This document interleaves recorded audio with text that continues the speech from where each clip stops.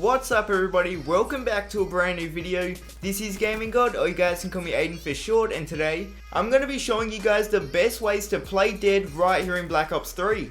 So I actually saw how to do this all the way back in Black Ops 2. There was a certain way to play dead in that game, and when I saw it, I remember wondering what the whole point of it was. Like, I didn't think it served any purpose whatsoever, but I was thinking about it just the other day and I realized that on top of just being a little bit different and funny, it could actually benefit you in certain situations. So just some of the situations I thought of were, say, a search and destroy situation where if you lie in a dead body or in a dark corner, there's a pretty good chance that people will run straight past you and it could definitely help you out. Also, if you're capping flags in domination, especially the B flag on Nuketown, because there always just seems to be a bunch of dead bodies just lying around everywhere, and I know from playing on it that it can be really hard sometimes to shoot the live body that's capping the flag. You only usually get one chance, and I always seem to end up shooting at the body that's already dead, but if you play dead on the flag, the chances of the enemy shooting at you goes down even more, so I can definitely see it helping you out if you use it in the right situation.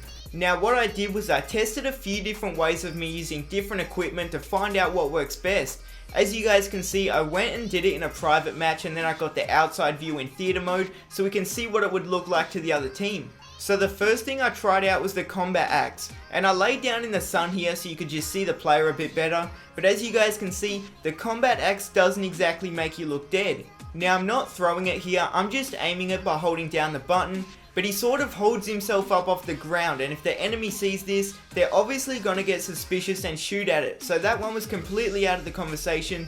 Next up, I decided to try out the C4. Now I've never actually used this before in a game because they changed how it works, so basically it has to hit the ground before you can detonate it, so it's not really worth using in my opinion. But with me doing the exact same thing here as I did with the axe, just holding down the button, it sort of makes the character look dead. He's in a position where his arms are out and there's obviously no gun, so I could see how the enemy would think you're dead, but there is one major problem here, and that's the actual C4 in his hands. It kind of makes it look like he's defusing a bomb or something, so I probably wouldn't say it's worth using the C4 for this, almost but not quite.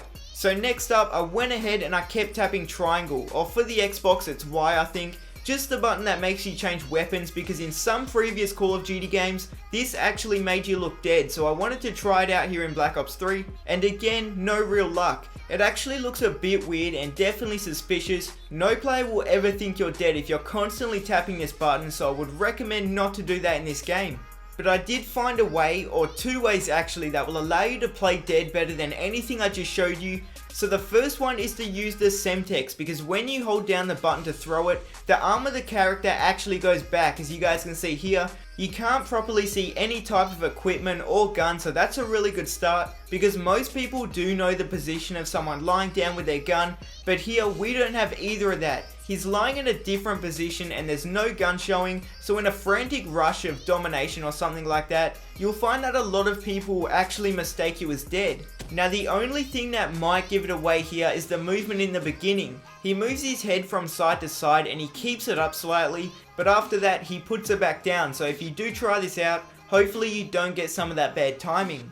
Now that was with the Semtex. You can also do the exact same thing with the Concussion Grenades. It'll put you in the exact same position, so it doesn't matter which one of them you use.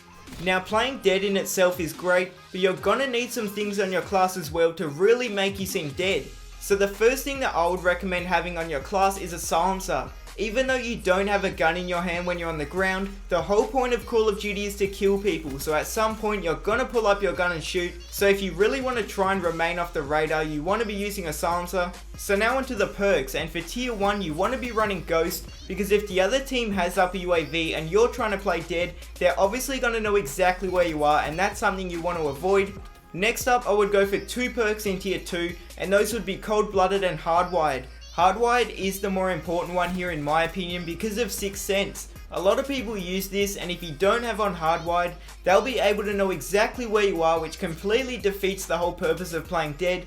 And for tier 3, I would say awareness could be a good option, especially if you do wear a headset, just so you can try to listen to enemy footsteps that are near you. I think that could definitely help you out.